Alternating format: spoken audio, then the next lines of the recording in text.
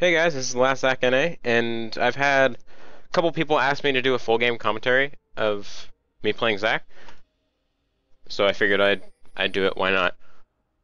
This game is a game where I happen to get really far ahead. If you guys are interested, I'll do one where I did not do so well and maybe we lost the game, or if you want, I'll do one that was quite a bit closer. It's up to you guys. I just figured I'd upload this one first because it was a pretty funny game.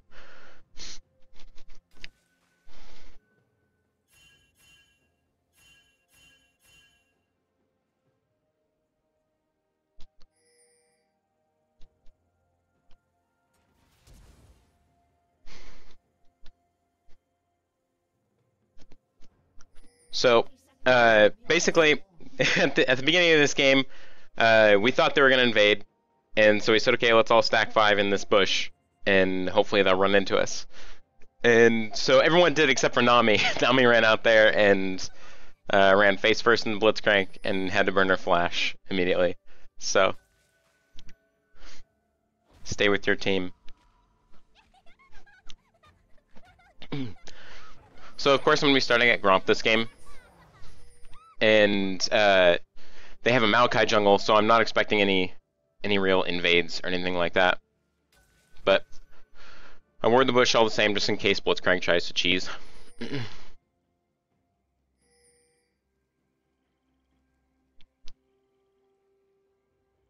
So I actually know that they have a ward here, and something that's really important if you're against a Blitzcrank is you want to stand in front of the Gromp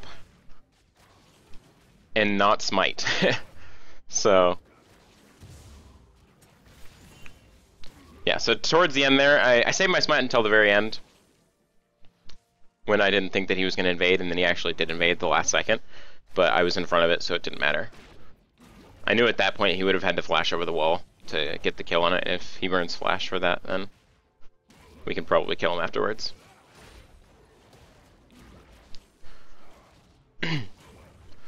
So I'm looking at these matchups, and I see that we don't really have a ton of damage on our team.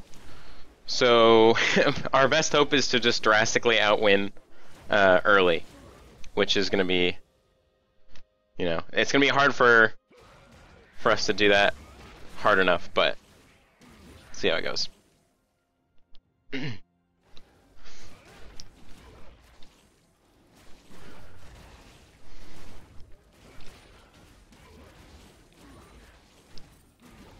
My strategy this game was just to get me, Sion, and Lulu so collectively tanky that they wouldn't be able to kill us in an extended fight, and then we would just eventually clean them up. So, I go to gank top first, and I know they have no wards because I smited Wraiths. And here I mess up the gank. Or, Lissandra played that very well. She used her E before my slingshot hit the ground, so I couldn't stun her. So that was about as well as Lissandra could have played it, and the only thing I could have done is slingshotted to where she was going to go instead of where she was going from. So Lulu plays this gank very well. Katarina actually uses her jump right beforehand. Katarina's forced to burn flash here, so I know where she is, and then I just flash over the wall after her and kill her with Unstable Matter. And then Maokai sort of gives us a free kill here. I don't know what that was about. Yeah, so Maokai, interestingly enough, thought he could 1v2. I think it was because he thought I was low enough that we could kill him, but Maokai doesn't have enough damage, really, to kill someone that's that low, so.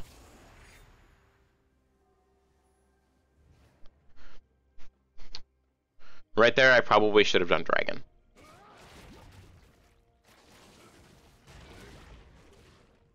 So that was a mistake on my part.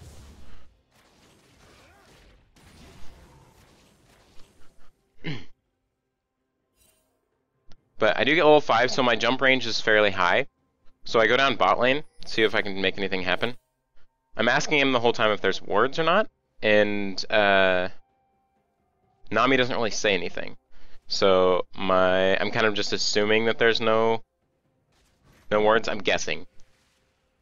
I see the ward die, and I kind of get the idea that they have a ward in there. So I just back in this bush. If they do have a ward in it,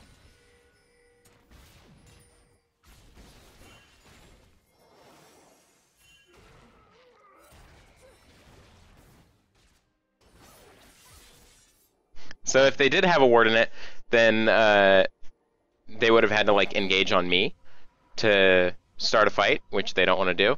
And if they didn't have a ward, then I was still creating pressure because I was pretty sure I saw the ward die. So since the ward died, they have no idea whether I'm still in that bush or not. So as long as they think that I might be in that bush and I recall in that bush, I'm still creating pressure for the lane.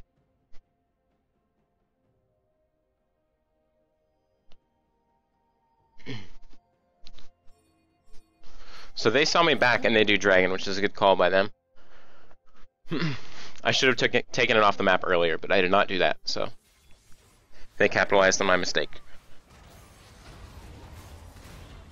Now that time I do slingshot right where Lissandra is going.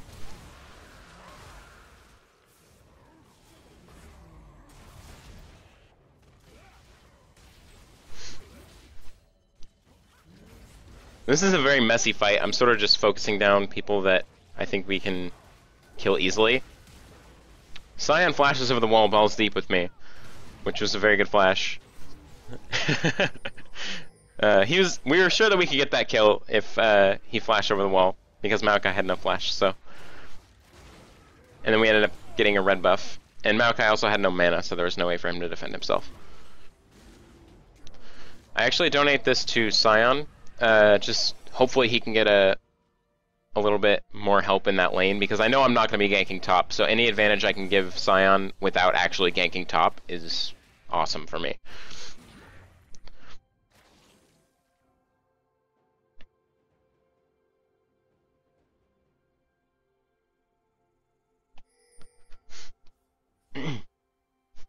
So Nami and I want to go for this kill here.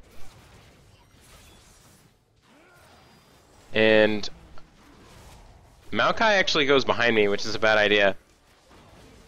So I'm going to replay that for a second and show you what Maokai did wrong, because he made a pretty crucial error. So I knew we could dive this because she had Ignite on him, and I knew my ult would do enough damage. So Maokai right there actually runs behind me, which is very bad. It's like running behind Lee Sin. Like, what is he? He's obviously going to kick you into his team. It's the same thing with Zac. So when I'm in my bounces like that, anything on any side of me gets bounced in the direction that they are from me, if that makes sense. So Maokai got bounced into my team because he was behind me.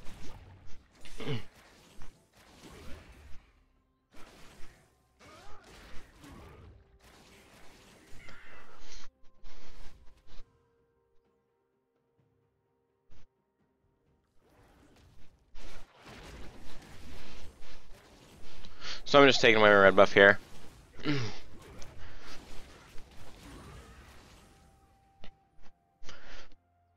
then I think I donate this to Lulu. On Zac, something that a lot of people don't appreciate enough is that you can almost always give your mid laner the first blue, because your Zac doesn't really benefit from either of the buffs too much. Like, you're not auto attacking enough for red buff to be extremely useful, and he obviously doesn't have mana. The cooldown reduction is fine, but blue buff isn't super necessary on him either.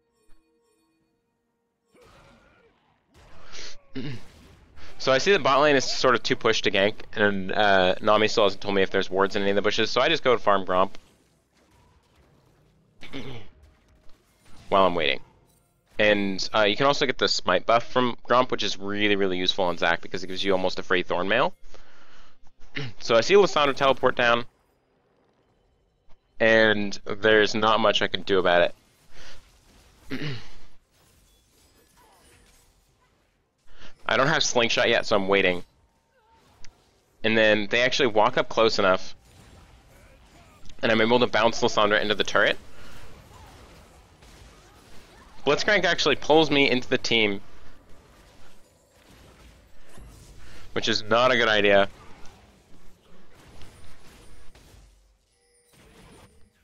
And I end up picking up the triple kill. So, I'm gonna go back one more time and watch this in slow-mo.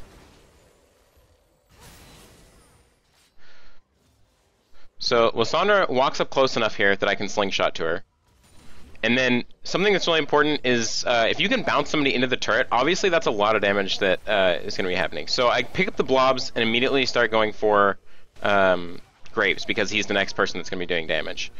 So, bad timing for me to say the red buff is not that good on Zac, because red buff helped out a lot here, and so did the Gromp buff. So, I picked up blobs, and then I just flashed on top of Graves when I knew I could kill him with Slingshot.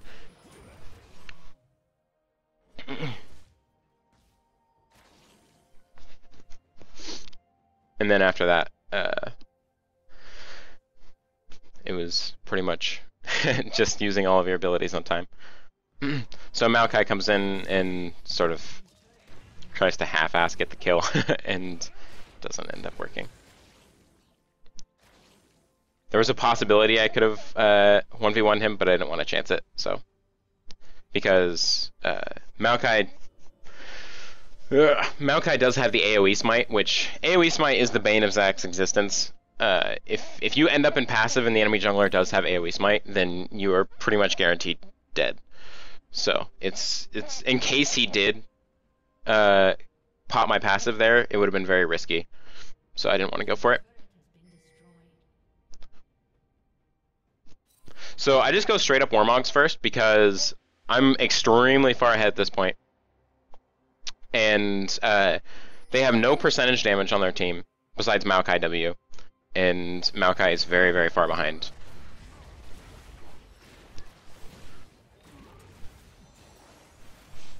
So I see that Nami gets grabbed, but I'd rather go for this kill because I know that Blitzcrank can't kill Nami. And honestly, all I had to do was sit on the Maokai.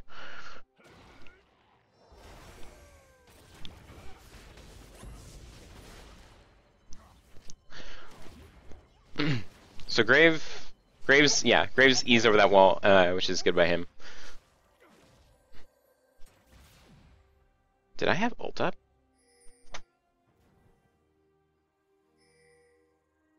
I'd like to go back and see if I had ult.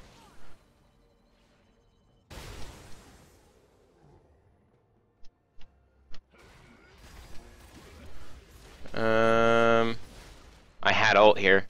I should have used ult there and got the kill, but I guess I didn't expect his E to be up. Yep, so that was a misplay by me. I definitely should have ulted him. I would have got the kill.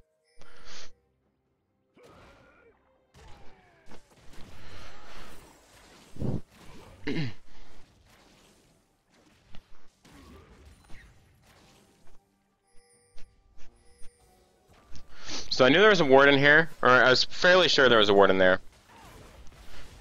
So I scan it, and then Blitzcrank ends up pulling me over the wall into his team. And the big thing with Blitzcrank is just because you can doesn't mean you should. And in that case, Blitzcrank, just because Blitzcrank could pull me over the wall, that does not mean that it was a good idea to pull me over the wall. Because at this point, I'm so tanky that there's no way they're going to be able to kill me. And it's making it so I don't need to initiate for the team, and Blitzcrank's doing it for me. That's like an I'm Blitzcrank, I'm helping moment. There's no reason he should have pulled the 8-0 full tank Zac into the enemy team. There's no way they could burst me down fast enough.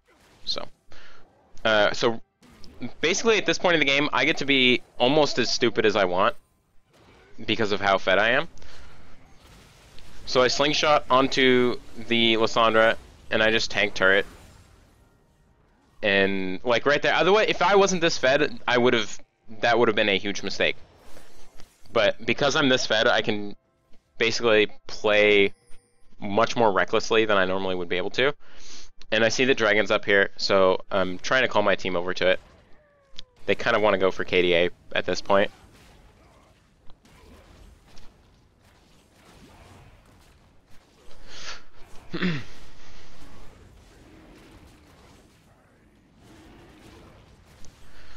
So a big problem with this game, if we didn't absolutely stomp them, is that I got almost all of the kills, which is not good at all in most scenarios.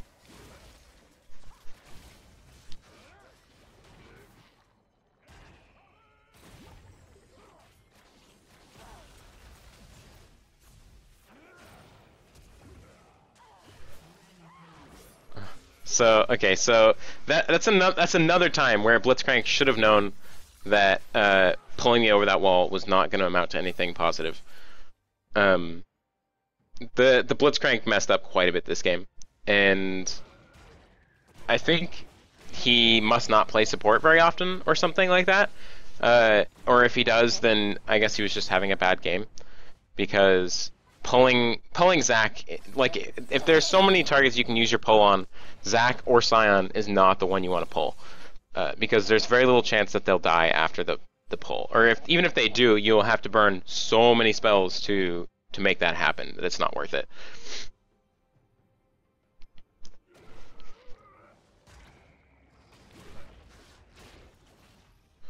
So again, here I donate this blue to Lulu, because I'm not going to use it for anything, and if Lulu has mana, then we're going to live longer.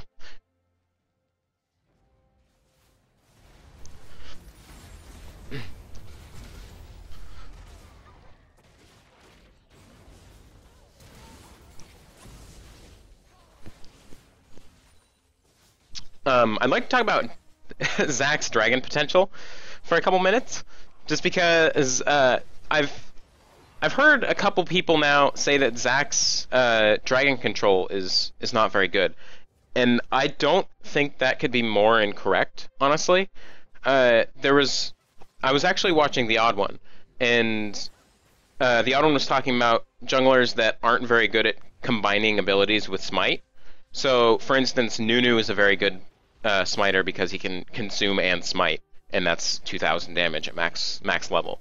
So it's very difficult to outsmite that. Volibear is another one where you can combine his W, his bite, with smite, and it does a lot of execution damage. And he was trying to think of junglers that are very bad at that. And I was expecting to say maybe Rammus or Fiddlesticks, because both of those champions don't have a lot that they can combine with smite to make the damage higher. But instead he said Zac, and that blew my mind. I was so confused, because when Dragon drops low as Zac, you can, I don't know if, I think I must be like the only person that knows this apparently, because no one does it. You can actually W as soon as you hit the ground with E. So basically both of those two damaging spells go off at the same time, and it tends to be like around 500-ish damage to Dragon, which is a lot. Like, that's maybe slightly less than Volibear. So, and this is another example of where I can just be as stupid as I want, because, oh yeah, like, so like right here, yeah, they're under tower, and my team is sort of far, but it doesn't matter, because if I can hit 3 people with ult, then that's worth it. So right here, I kill Blitzcrank for free, and then Nami actually gets the kill on Katarina, and then Lissandra scumbags the ult and doesn't block the ult for Graves, and then we just clean up. Like, it didn't matter that my team was far from me right there, because because I'm just so tank. I can tank for at least 20 seconds 1v5 before they kill me, and if my team can't kill them by then my team's doing something wrong.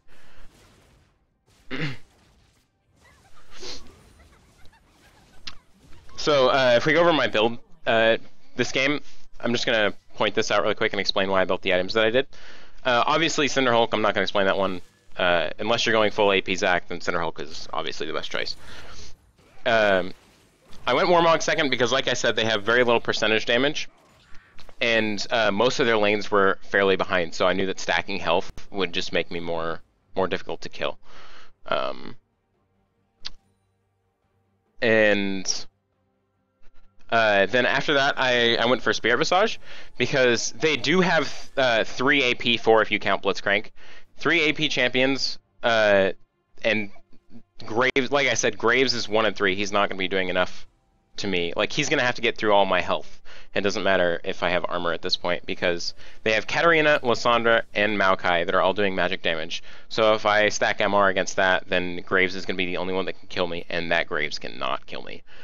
So, yeah, that's why I did that. And Spirit Visage also increases all healing, so that's very good for Warmogs and very, very good for my passive. So, as long as I'm picking up blobs, there's very, very little chance that they can actually kill me. And then this game, I actually decided to go Spell Pen Boots, and that is because our team, like I said, our team does not have very high damage, and since I'm the one that's getting all of the kills, I need to be doing some amount of damage to the enemy team. And while I probably could have gone Merc Treads this game and been totally fine, I wanted to go Spell Pen because Caitlyn doesn't have enough kills to be doing damage, and Lulu is very much a supportive type of champion, so she doesn't have as much damage as some other AP champions do.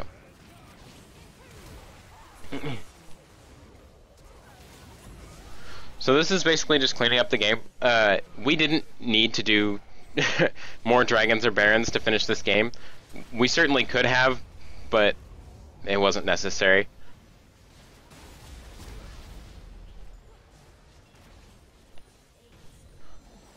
So like I said, I'd be happy to upload a video of me not doing so well, or maybe a game that was a lot closer than this. I just decided to upload this one first because it was really funny. So, and it's not very often that you go 16-0 on Zac, regardless of how good you are, because he's just not the type of champion that you want to have a fancy KDA with. If you want to have a champion that has a fancy KDA, then you should probably play Lee Sin or something like that.